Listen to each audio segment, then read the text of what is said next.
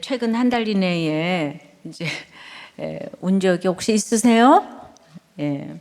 그 남성은 40%인데 여성은 75%라고 해요. 이게 네덜란드 심리학자가 조사했다고 그러는데 거의 2배나 차이가 나죠.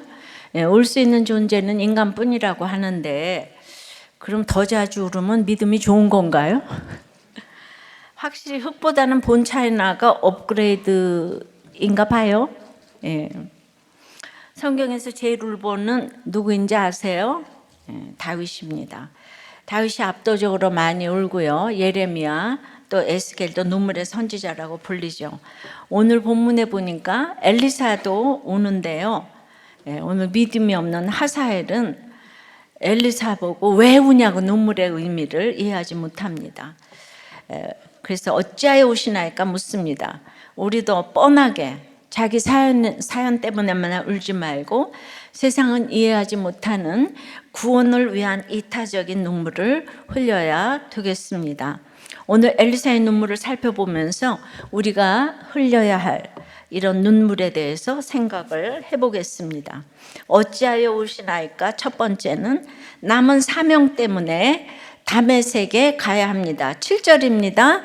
다 같이 시작. 엘리사가 다메섹에 갔을 때에 왕에게 들리기를 이르되 하나님의 사람이 여기 이르렀나이다 하니, 자 6절까지 수넴 여인이 엘리사 한 번 잘 모셨다고 받은 보답이 너무 엄청납니다. 예. 그래서 이제 그 아들 주시고 죽은 아들 다시 살려주시고 기근 피하게 하시고 빼앗긴 집과 전토 소출까지 다 찾게 하셨어요. 사실 기근을 수넴 여인에게만 주셨겠습니까? 근데 축복의 배후에는 때마다 이렇게 순종이 따랐기 때문이에요. 이 큰 일을 설명하기 위해서는 주님이 부르신 기근임을 인정하고 자랑이 아닌 살아난 얘기를 할 때 다 돌려주시는 회복이 있다고 하셨죠. 예. 다 돌려주셨으면 이제는 또 눈물의 사역이 기다리고 있더라고요.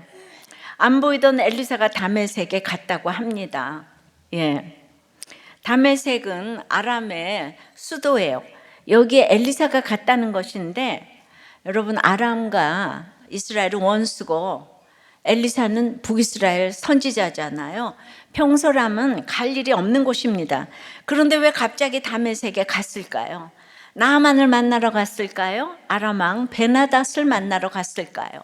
아니에요. 엘리사에게 다메섹은 그리운 사람 만나러 가야 할 곳도 아니고 미운 사람 혼내러 갈 곳도 아니에요. 엘리사에게 다메섹은 사명이 남은 곳이에요. 열왕기상 19장 15절을 보겠습니다. 여호와께서 그에게 이르시되 너는 네 길을 돌이켜 광야를 통하여 다메섹에 가서 이르거든 하사엘에게 기름을 부어 아람의 왕이 되게 하고, 여기서 너는 엘리야 선지자예요. 하나님이 엘리야에게 마지막 사명으로 3가지를 맡기셨는데요. 1번이 다메섹에 가서 하사엘에게 기름을 부어 아람 왕이 되게 하라. 2번이 예후에게 기름을 부어 이스라엘 왕이 되게 하라. 3번이 엘리사에게 기름을 부어 선지자가 되게 하라. 참 이상한 사명이죠. 이 3가지 중 엘리야는 1, 2번은 못했어요. 그 3번인 엘리사를 선지자로 세우는 일만 하고 하늘로 승천을 했습니다. 근데 엘리야는 할 수 있는데 하지 않은 게 아니에요. 그러니까 십자가는 지혜고 지혜는 타이밍이잖아요. 엘리야 때는 아직 이스라엘 바깥 다메섹에 갈 타이밍이 아니었던 것이죠. 아직 이스라엘에는 아합과 이세벨이라는 엄청난 문제가 버티고 있었어요. 그러니까 하나님이 다메섹에 가라고 했어. 그러니까 무조건 가야 돼. 이러면 안 되는 거예요. 때를 모르면 일을 그르칩니다. 때는 정말 중요합니다. 때를 알기 위해 하나님은 인내의 훈련을 하게 하시는데요. 엘리야 같은 불의 선지자도 최선을 다했지만은 자기 한계를 보게 하셨어요. 이런 걸 분별이라고 합니다. 하지만 자기가 하지 못했다고 잊어버리지 않았어요. 자기의 후계자인 엘리사에게 그걸 맡겼어요. 엘리사도 선생님의 유업이라고 해서 서두르지 않았습니다. 하나님의 일은 자기 계획, 자기 열심, 자기 판단으로 하는 게 아니기 때문입니다. 이스라엘에서 부지런히 사역하면서 다메섹에 갈 때를 기다렸을 거예요. 엘리사도 때를 기다리다가 못 갔던 그 다메섹에 엘리사가 드디어 간 거예요. 그러니까 이거는 아주 힘든 사역이라고 할 수 있습니다. 여러분, 조상 때부터의 문제가 계속 내려오는데 도저히 엄두가 안 나는 문제 있죠? 네. 그걸 불의 선지자 엘리야도 못했고 기적의 선지자 엘리사도 이 마지막에야 시도하는 다메섹 이 사명인 거예요. 이스라엘 왕보다는 엘리사가 그 아람과 사건이 많았잖아요. 군대를 살려주기도 하고 물리치기도 했습니다. 그러니까 나아만처럼 그 엘리사에게 빚진 사람도 많았겠지만 병을 고쳐줬으니까. 그런데 적의 나라 선지자니까 엘리사라면 이를 갈며 미워하는 사람도 많았을 거예요. 근데 아무리 특별한 사연이 있다 해도 이스라엘과 아람은 원수잖아요. 절대로 가기 싫은 거예요. 그러나 엘리사는 이제 자신의 안전이나 편안함보다는 남은 사명을 이제 더 생각합니다. 이렇게 더 이상 때를 미뤄서는 안 되는 일들이 있는 거예요, 이 땅에는. 참다 몇십 년 만에 말을 하는 것도 있고, 구원 때문에 제가 말을 다 하는 것 같아도 몇십 년 만에 하는 말도 있고, 그래서 이렇게 비교적 하나님이 이곳까지 오게 하신 것이요. 하고 싶은 말 다 하고 가고 싶은 데 다 갔다가는 일이 늘 그르쳐지는 거죠. 엘리사는 이거 하나님께 직접 받은 사명도 아니에요. 엘리사가 선생님 엘리야보다 갑절의 영감을 받아서 전국을 누비며 사역한 지 지금 10년도 넘었어요. 이제 선생님보다도 더 유명해졌어요, 엘리사가. 하지만 엘리사는 사역의 마지막을 선생님이 남겨주신 이 사명을 다하는 일로 장식을 합니다. 자신이 높아지고 싶은 것이 인간의 성정인데요. 엘리사는 이런 본성을 계속 거슬러 싸우면서 선생님을 앞세우고 있습니다. 이것이 사실 하나님을 더욱 높이는 적용이에요. 우리가 아다시피 엘리사가 얼마나 기적을 많이 행했습니까? 그래서 거룩은 항상 한 걸음씩 인도함을 받으며 가는 거예요. 오늘 아침에 말씀 보고 한 가지 적용하며 가는 거예요. 엘리사가 이미 국제적으로 유명한 하나님의 사람이었기 때문에 그래서 그렇게 적용해서 그가 다메섹으로 오고 있다는 소식이 바로 아람 왕 베나닷에게도 바로 전해집니다. 그냥 기도해서 이 가기 어려운 곳에 가기로 작정을 하고 나니까 한 발을 내디디니까 하나님이 준비하신 그냥 알맞은 환경이 딱 기다리고 있는 거예요. 마침 베나닷 왕이 병이 들은 거예요. 몰라요. 그러니까 병이 들었으니까 엘리사를 지금 반가워하는 거잖아요. 그러니까 베나닷이 8절에 왕이 하사엘에게 이르되 너는 손에 예물을 가지고 가서 하나님의 사람을 맞이하고 내가 이 병에서 살아나겠는지 그를 통하여 여호와께 물으라. 베나닷은 그 이스라엘 왕 여호람보다 하나님의 사람 엘리사를 훨씬 더 신뢰하고 존경하는 것 같아요. 이게 믿음 때문일까요? 그 사람은 자기 몸 아픈 게 최고의 고난이에요. 그러니까 나란 일보다 더 큰 문제는 지금 항상 자기 몸이 아픈 것인데, 근데 여호람 왕은 북이스라엘 왕이지만 건강하니까 아무리 기적을 경험해도 엘리사를 존경하지 않아요. 돈이 있고 건강한 사람은 이 자리에도 남편 때문에 아내 때문에 와 있지만은 저를 전혀 존경하지 않아요.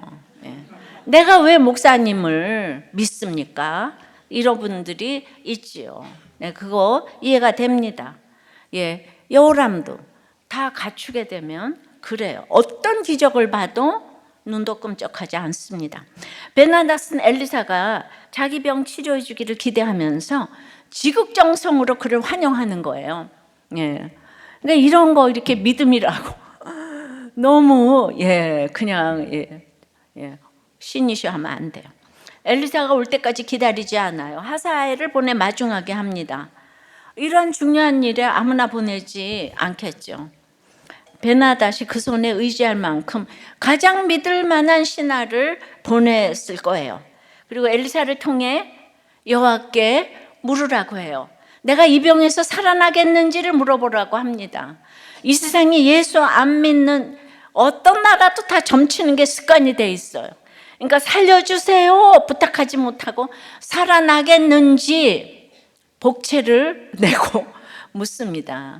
자, 9절에 하사엘이 그를 맞이하러 갈새 다메섹의 모든 좋은 물품으로 예물을 삼아가지고 낙타 40마리에 싣고 나아가서 그의 앞에 서서 이르되 당신의 아들 아람 왕 베나닷이 나를 당신에게 보내 이르되 나의 이 병이 낫겠나이까 하더이다 하니, 그러니까 하사엘은 화려한 환영 행렬을 이끌고 엘리사 앞에 섭니다. 5장에서 나병이 나은 나아만이 엘리사 앞에 섰었잖아요. 교만 다 없어지고 겸손한 마음으로 내주여 하면서, 마찬가지로 지금 하사엘도 굉장히 낮은 모습으로 겸손한 자세로 엘리사를 극진히 높이며 자기 왕 베나닷을 엘리사의 아들이라고 할 정도로 납작 엎드려 낮추고 있어요. 예물 앞에 장사가 없죠. 그것도 낙타 40마리에 실릴 만큼 어마어마한 예물을 보냈습니다. 과일 박스 하나만 받아도 마음이 활짝 열리는 우리인데 40박스를 예물로 받는다고 생각해 보세요. 무슨 부탁이든 들어주고 싶지 않겠습니까? 그런데 엘리사는 사명을 예물에 팔아먹지 않아요. 10절입니다. 엘리사가 이르되 너는 가서 그에게 말하기를 왕이 반드시 나으리라 하라.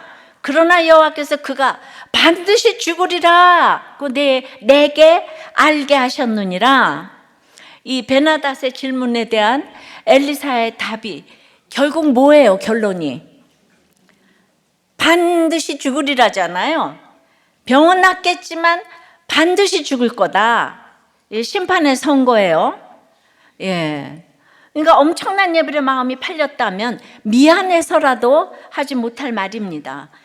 그러나 엘리사에게 예물보다 더 중요한 게 무엇입니까? 사명이에요. 무슨 사명이죠? 베나닷 대신 하사엘을 아람 왕으로 세우는 그 일을 엘리사에게 맡긴 거예요. 그러니까 여기서 알게 하셨느니라에 해당하는 히르아니 동사는 13절에도 나오는데요. 여호와께서 나로 하여금 보도록 하셨다라는 의미인데요. 따라서 본문은 여호와께서 엘리사에게 이제 환상을 통해 하사엘이 왕이 될 것과 그가 행할 사건들을 직접 보여주셨음을 암시하는데요. 엘리사가 감당했던 이 같은 사역은 지금까지 그가 행한 여러 기적들, 큰 일들, 그 모든 것보다 가장 본질적인 사역이라고 할 수 있습니다. 왜냐하면 참 선지자의 가장 중요한 자격 요건은 하나님의 계시를 직접 받고 누구를 상대로든 그 계시를 조금의 가감도 없이 그대로 말하는 것이기 때문이에요. 근데 이것이 십자가의 길이에요. 그러니까 너 반드시 날 거지만 반드시 죽을 거다. 반만 전하죠, 다들. 십자가 없는 영광이 어디 있겠습니까? 그러니까 우리는 항상 이 땅에서 십자가를 져야 영광인데 다들 위로와 영광만 좋아하잖아요. 그래서 팔복산의 배부름 설교 이렇게 들었지만은 예물의 한눈이 팔렸다면 엘리사는 반드시 죽으리라는 예언을 하면서 눈물을 흘렸을 거예요. 무슨 눈물이에요? 아까움의 눈물이에요. 아이고 저 예물 다 잃었네. 아까워서 어쩌나 아깝고 후회되고 미련이 남고, 와, 그런 눈물만 흘리면서 슬퍼했을 것이에요. 우리가 다 예물에 걸려 넘어지죠. 꼭 낙타 40마리에 실린 선물이 아니라도 친절과 호의, 칭찬과 인정, 환영과 대접 등이 우리에게 예물이 될 수 있는 거예요. 나는 돈을 좋아하지 않아요. 나는 명예를 좋아해요. 그러면 뭐 돈은 나쁜 거고 명예는 좋은 거예요. 예. 우리의 그런 예물이 각자 달라요. 여러분, 이 예물이 나쁘니까 다 하지 말라, 이런 얘기는 또 아니에요. 하지만 그렇게 우리를 기분 좋게 하는 것에 마음을 빼앗겨서 더 중요한 것, 더 본질적인 것을 잃어버려서는 안 된다는 것입니다. 예물보다 더 중요한 건 말씀으로 주신 사명이에요. 예물 때문에 다메섹에 갔다가는 후회와 실망할 일만 있습니다. 그러나 사명 때문에 다메섹에 가면 구원의 눈물을 흘리며 하나님의 뜻을 이루는 가장 복된 인생이 되는 거예요. 그러니까 우리가 구속사로 목장에서 처방을 하는 것은 여러분 어떤 기적보다도 본질적인 사역이라고 할 수가 있습니다. 믿으세요? 그러니까 우리 목장에서 날마다 기분 나쁜 얘기 듣는 게 우리의 전공이에요. 그것 때문에 맨날 위로해 주지 않고 어떻게 나한테 그럴 수가 있어, 맨날 뒤집어지고 싸우고 그러는 것이 우리들 교회 목장이에요. 예. 아프니까 우리들 교회다. 이분도 베나다처럼 아팠네요. 저는 음란과 술 또한 각종 사건, 사고, 중독에 휘말려 살았어요. 근데 아들도 ADHD 판정을 초등학교 1학년 때 받았는데 그냥 정서행동 검사를 했는데 최악의 결과가 나와서 아내와 저 모두가 많은 눈물을 흘리고 이제 해결이 안 되면 어쩝니까? 총체적인 고난에 빚에 알코올에 뭐 예. 근데 그때 이제 풍문으로 우리들 교회 오면 살아난다. 그래서 왔는데 와서 목장에 가니까 그냥 목자님의 처방이 아무것도 모르면서 큐티해라 이렇게 이제 나오는 거예요. 큐티해라, 카톡방에 올려라, 빚 갚아라, 일해라, 술 끊어라. 맨날 가기만 하면 명령을 주니까 듣기 싫으니 본질적인 처방을 계속 들으니까 예, 이게 살아나는 얘기인 거예요. 십자가를 지는 얘기. 얼마나 힘드세요. 맨날 위로하면 그 사람 뭐 되는 거 있습니까? 예. 빚 갚아야 되는 거예요. 예. 정말 한 달에 얼마라도 갚아가셔야 되는 거, 이런 얘기가 계속 나오는 거예요. 택시도 하고 주차요원도 하고 고용노동부 고용센터 가서 전기기사 자격증도 따고 소방 자격증도 따고 그러다 보니까 술도 끊고 빚도 갚고 우울증도 호전되고 드디어 이제 아파트 관리사무소 기전과장으로 근무를 하게 되고, 이 집이 울 일이 자기 자신 때문에 울 일이 너무 많은 집이었지만은 힘든 상황에서도 목장에 잘 붙어가니까 그게 사명인 것 같습니다 라고 고백을 하셨더라고요. 이게 목장 나눔에 나온 얘기예요. 예, 또 어떤 분은 우리들 교회 와서 첫 목장을 갔는데 그 목장이 가관이었다. 아니, 낯선 사람이 가면 조심도 좀 할 터인데 치고 받고 싸우는 지체들을 보면서 아, 내가 있어도 될 곳이구나 하고 마음이 열리기 시작했대요. 할렐루야. 예, 우리가 이렇게 목장 갔는데 아름다워라 이러고 있으면 누가 그 다음에 가겠어요? 혼자 아름다우라고 그러세요.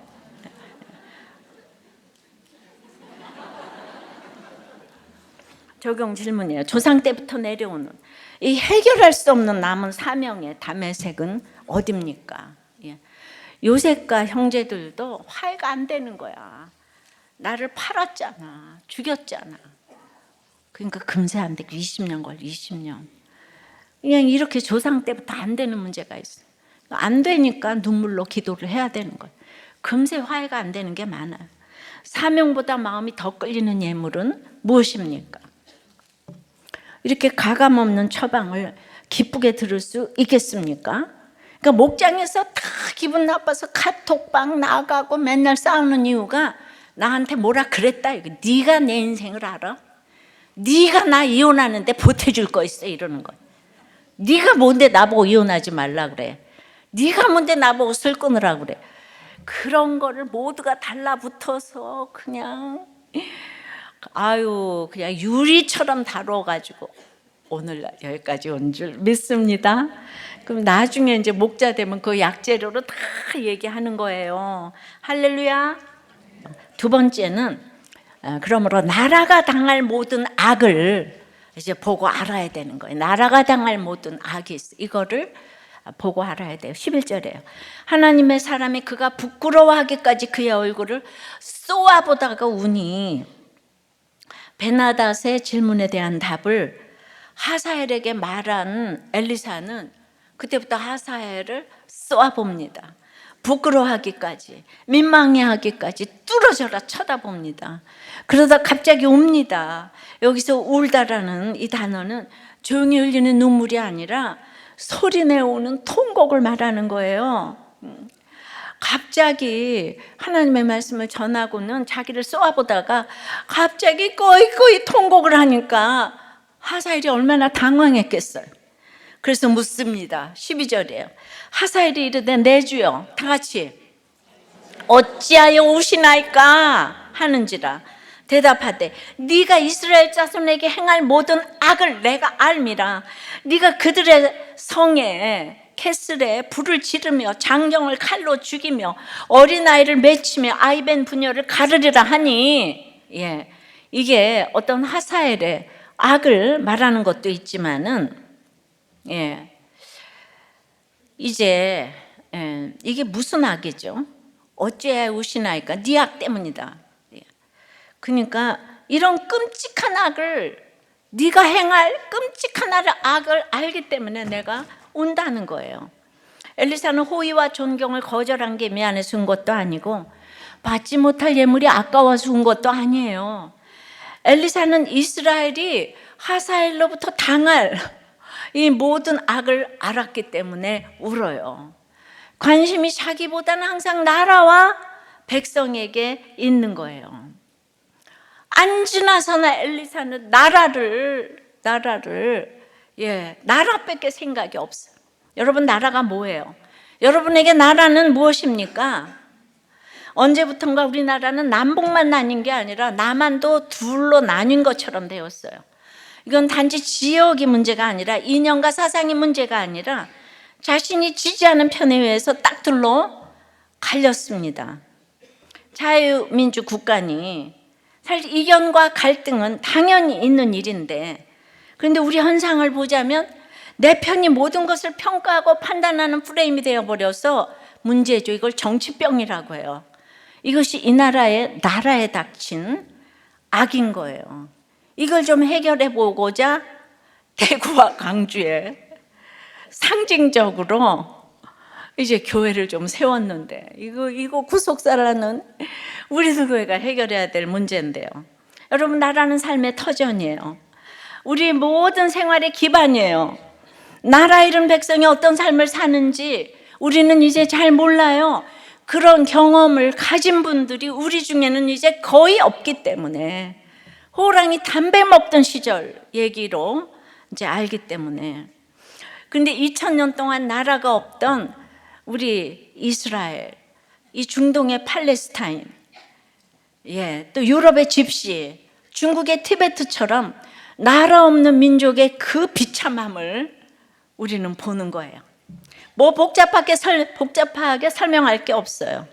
우리에겐 이 한마디로 나라 잃은 모든 어려움이 표현됩니다. 나라가 없으면 예배도 못 드려요. 옛날부터 제가 읊어온 얘기예요. 하고 싶은 얘기가 많아도 제가 이 한마디를 늘 했어요. 우리나라가 자유 위에 세워져 이어지고 있기 때문에 우리가 이렇게 마음껏 예배하며 살 수가 있는 것입니다. 김일성이 북한에서 정권을 잡자마자 첫 번째 한 일이 교회부터 말살을 했어요. 공산주의가 유물론에서 시작하기 때문에 그 당연한 것입니다. 중국, 소련 다 마찬가지잖아요. 그렇게 교회를 말살하니까 우리 북한에 그렇게 토대가 마련되어 있던 3대째 기독교인 우리 외가의 어머니와 아버지가 모두 남한으로 피난 오셨잖아요. 잠시 뒤에 돌아가려고. 그래서 우리는 나라에 대해서 기도해야 합니다. 관심을 가져야 해요. 정교 분리를 말하는데 이것은 국가와 교회가 아무 상관도 하지 않고 서로 떨어져 살라는 것이 아니에요. 어떻게 그럴 수 있겠어요? 정교 분리는 정치적인 이유인가 종교적인 힘을 하나로 합쳐서 휘두르면 안 된다는 거예요. 교회는 국가의 법을 지켜야 하고요. 국가는 교회의 자유로운 활동을 보장해야 합니다. 이게 정교 분리의 핵심이에요.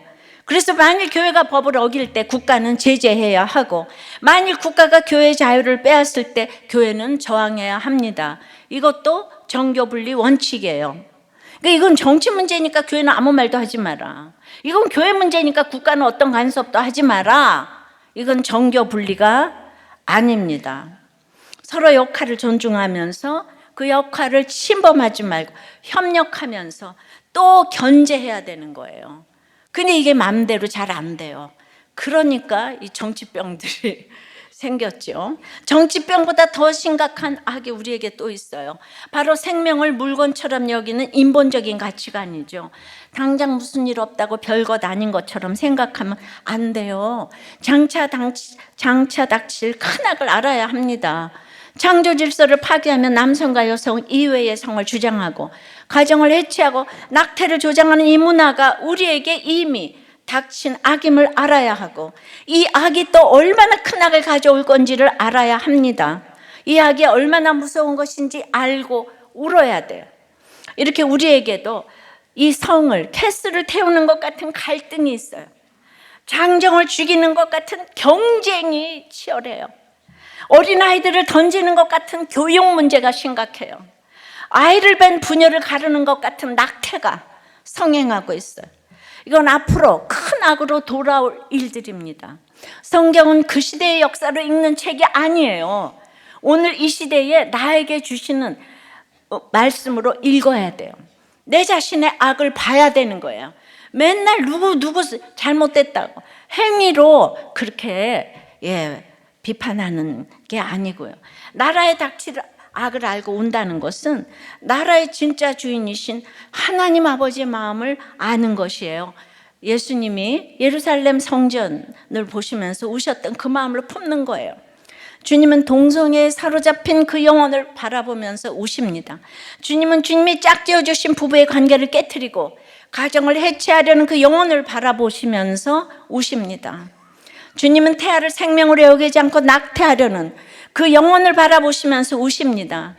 주님은 내 편만 옳다고 주장하면서 모든 것을 정치적 투쟁의 문제로 보며 자기 영혼만 불태우는 그 영혼을 바라보시면서 우십니다. 이런 악이 하나님 아버지의 눈물이 고이고 있는 그런 곳이에요. 우리가 이런 아버지의 애통하는 마음을 품기를 원합니다. 이런 마음 가지고 우리가 새벽마다 함께 기도하면 좋겠어요. 예배로 모일 때마다 내 문제, 우리 가족 문제도 간절히 기도해야겠지만, 나아가 나라를 위해서 이렇게 말씀으로 깨닫고 애통하며 간절히 함께 기도해야 합니다. 우리나라에 쌓이고 있는 악을 향한 하나님 아버지의 마음을 알아 기도할 때 그 기도를 통해 주님이 이 땅의 모든 악을 치료하고 고쳐주실 것을 믿으면서 기도하십시다.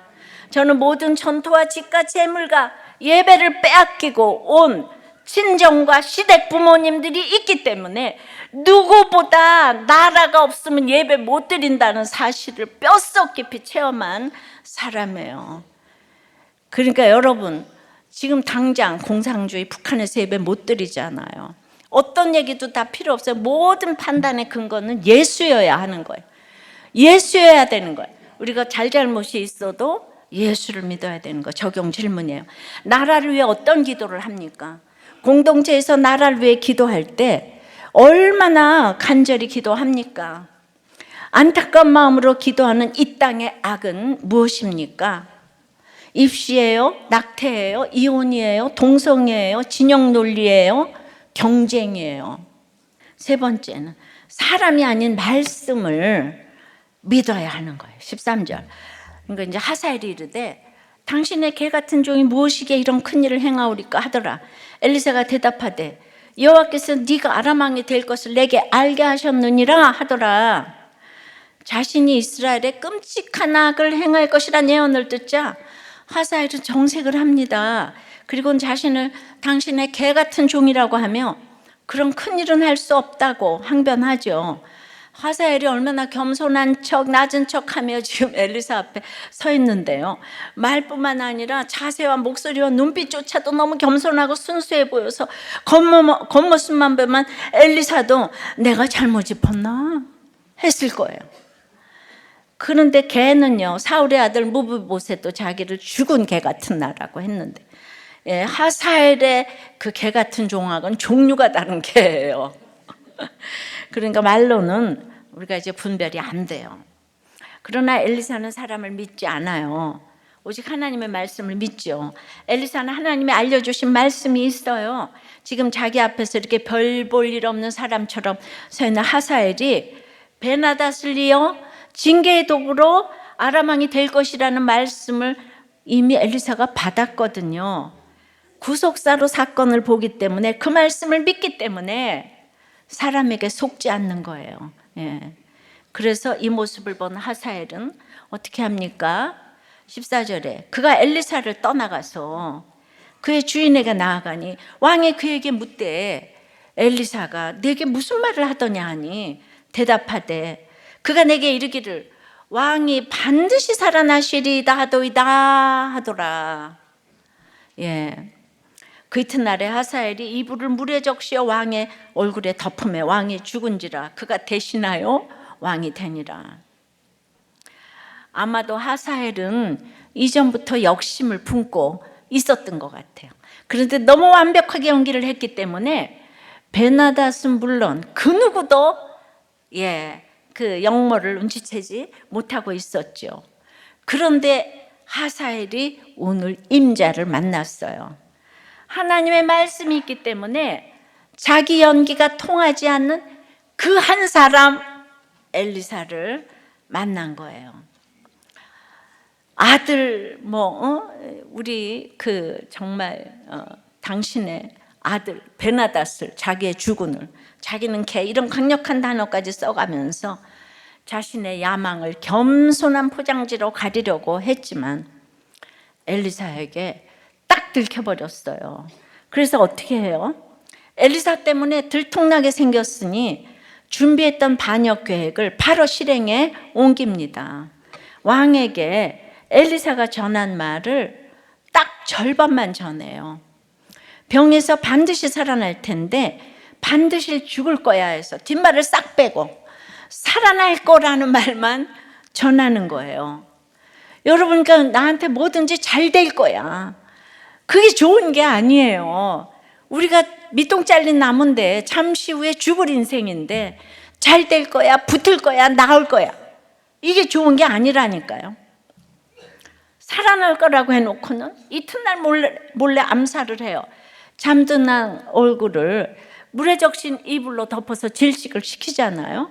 마치 자다가 죽은 것처럼 꾸미는데, 그런데 말이죠, 이 암살이 또 통했어요. 반역자로 몰리지 않았어요. 이 세계 역사가 이러잖아요. 들키지 않으면 왕이야. 예. 그런데 천국에서는 그런 게 통하지 않아요. 아수르 비문에도 하사엘에 관한 기록이 나오는데요. 거기서는 아무것도 아닌 사람의 아들이었던 하사엘이 왕위를 차지했다고 나오죠. 출신이 좋지 않은데 왕이 되었다는 거예요. 그가 이렇게 탁월한 능력자였다는 말이죠. 사람들을 다 올렸어요. 왕도 넘어갔어요. 하사엘은 출신도 뛰어넘을 만큼 출중해서 자기 힘으로 지금 나라의 인자가 되었습니다. 그리고 이제 왕을 몰래 암살하고 자기가 왕이 된 거예요. 이 사람은 권력을 위해서 못할 짓이 없는 사람이에요. 실제로 하사엘은 주변의 국가들을 침입해서 영토를 확장했고, 심지어는 최대 강국인 아수르와도 세력 다툼을 벌일 정도로 아람의 전성기를 이끈 왕이었어요. 근데 여러분들, 이 권세, 이게 화문은 11홍인데 이 천국 가야 되겠는데 이것이 하나님 나라 역사에는 아무것도 아닌 거예요. 근데 왕들의 히스토리가 다 똑같잖아요. 이런 능력으로 베나닷의 신뢰를 한 몸에 받았죠. 베나닷은 이 하사엘을 신뢰함으로 바로 하사엘에게 죽임을 당한 거예요. 내가 가장 신뢰했던 하사엘에게 딱 이 세상에 제일 무서운 거는 사람이에요. 그것도 가까이에 있는 사람이 제일 무서운 거예요. 사람에게는 선한 것이 1도 없거든요. 1도 없어요. 그러니까 이 구속사예요, 이게. 엘리사에게 말씀이 없었더라면, 엘리사가 말씀을 더 믿지 않았더라면 이렇게 능력 있는 하사엘에게 어찌 안 넘어갈 수가 있었겠습니까? 아람의 모든 사람을 속였는데요. 말씀이 없었다면 엘리사도 별 수 없었을 거예요. 엘리사가 눈으로 보이는 하사엘의 모습보다는 들었던 하나님의 말씀을 더 믿었기 때문에 하사엘의 정체를 간파하고 정확히 말할 수 있었던 거예요. 그러면 나는 모르는데 여러분들 그냥 아침마다 뭐라고요? 퀘션 타임 큐티하고 하나님께 물어보고 정 모르겠으면 목장 식구한테 물어보고 그러고 나가서 그냥 말해요. 하나님이 말할 걸 주실 줄을 믿어요. 그 하나님 믿는 마음이잖아요. 하나님 믿는 마음이 이 땅의 정치학 박사보다 나은 거예요. 하지만 엘리사는 하사엘이 행할 악이 이스라엘의 멸망을 위한 것이 아니고 돌이키도록 채찍을 대시는 하나님 아버지의 사랑인 것을 알았어요. 그래서 통곡하며 슬펐지만은 맡은 사명을 완수할 수 있었습니다. 지금 우리가 겪고 있는 크고 작은 여러 악들도 마찬가지예요. 하나님 우리나라를 아직도 이렇게 살려주신 것은 특별한 사명이 있기 때문이에요. 특별한 사명이 있기 때문에 우리나라를 말도 안 되게 자유민주 국가로 세워주셨어요. 세계사에서 보면 해방 이후 지금까지 우리나라가 살아온 역사를 정치로 왜곡된 역사 말고 그야말로 사실 중심 역사로 보자면 기적 아닌 게 하나도 없어요. 하나님의 인도하심이 아니면 설명할 방법이 없습니다. 우리를 향하신 하나님의 마음은 멸망이 아닌 구원이고 심판이 아닌 사명입니다. 우리에게 남은 사명이 있는 거예요. 70년 전에만 해도 제하위를 못 살았던 이 조그만 나라가 세계의 선교사를 미국 다음에 2번째로 파송하는 이거 기적 아니에요? 사명이 있어요. 그런데 우리가 정신 못 차리고 자꾸만 우상숭배로 돌아가니까 하나님이 여러 악으로 우리를 징계하시는 것이에요. 정치병, 인권병, 교육병, 이혼병, 낙태병 등 이렇게 나라의 근간을 흔드는 암과 같은 중병은 정신 차리고 회개하라고 주시는 채찍이에요. 하나님의 안타깝고 간절한 마음을 우리가 알아야 합니다. 그 마음으로 그 눈물로 함께 울어야 돼요. 함께 통곡하며 회개해야 합니다. 함께 기도해야 합니다. 함께 다메섹과 같은 사명의 자리에 나가 우리가 할 수 있는 적용을 해야 합니다. 이 말씀을 믿고 응답하는 우리를 통해 하나님이 구원과 생명의 뜻을 이 땅에 이루어가실 줄 믿습니다. 적용 질문이에요. 내가 지금 가장 믿고 싶은 사람은 누구입니까? 그것이 믿음 때문이에요? 잘해줘서예요? 내가 속이고 있는 일 또는 속고 싶은 일은 무엇입니까? 그래서 사람보다 말씀을 더 믿은 경우가 있었습니까? 사람 믿다가 말씀대로 적용했더니 된 일이 없다 뭐 이런 거. 그래도 밑동 잘린 나무니까 여러분들이 적용한 거에 하나님은 다 기억하고 계시는 줄 믿습니다. 말씀을 맺어요. 어찌하여 오시나이까는 이제 남은 사명 때문에 다메섹에 가야 되는 거예요. 그러니까 이스라엘을 위해서 이방 나라 임금까지 징계 도구로 이방 나라 임금을 세우는 일이 이게 인간의 힘으로는 이게 불가능한 일이잖아요. 그러니까 이제 오랫동안에 했는데 하나님이 이걸 다 역사하셨어요. 왜냐? 나라가 당할 모든 악을 이게 보니까 이럴 때 우리 어떤 얘기도 듣지 말고 사람이 아닌 말씀을 믿어야 합니다. 기도할게요. 아버지 하나님 참 힘이 드시겠습니다. 주님의 고통을 따라갈 수도 없지만 그래도 힘이 좀 듭니다. 욥의 고통도 따라갈 수 없지만 힘이 좀 듭니다. 이런 큰 교회 목사와 저는 도무지가 상관이 없어 보입니다. 말씀대로 아무리 설교를 해도 또 안 들리는 사람은 안 들리고 오늘 말씀처럼 정말 말씀대로 얘기해도 하사엘이 안 들리고 베나닷이 안 들리는 것처럼, 그리고 너무나 좋은 것을 주고자 하지만은 주님, 우리 집안 식구부터 가장 가까운 데부터 이제 이렇게 베나닷, 하사엘이 다 있습니다. 이제 이 땅을 떠나기 전에 우리 자손 조상 대대로 내려오는 도무지 해결할 수 없는 길 나서야 하는데 우리는 한 발을 내딛기도 어렵습니다. 그건 누군가가 와서 대신해 주기를 다 원합니다. 주여, 이스라엘 아무리 엘리야와 엘리사가 정말 불의 선지자, 기적의 선지자가 돼도 북이스라엘은 눈도 끔찍 안 합니다. 오죽하면 딴 나라 왕을 세워서 징계를 하겠습니까? 그만큼 우리가 정말 내 악을, 우리의 악을 보라고 오늘 이런 사건을 주십니다. 이것이 나에게 주시는 음성인데 주님, 이 말씀 좀 들리면 안 될까요? 주여, 주여, 참으로 천하보다 귀한 것이 구원, 예수 그리스도의 구원밖에 없다고 하는데 성령께서 역사하셔서 들리게 도와주시옵소서. 하나님께서 찾아가셔서 이제 주께로 돌아오라고 그 음성을 듣고 돌아올 수 있도록 주님이 이제 이기적인 내 자신을 위한 눈물이 아니고 이타적인 구원을 위한 눈물을 흘릴 수 있도록 역사하여 주시옵소서. 이렇게 이타적인 눈물을 흘릴 수 있는 한 사람이 위정자를 허락하여 주시옵소서. 창조 질서를 무너뜨리고 있는 모든 악법들이 막아지게 도와 주시옵소서.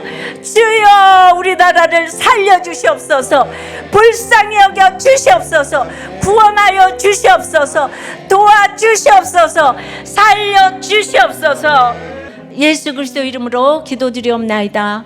아멘.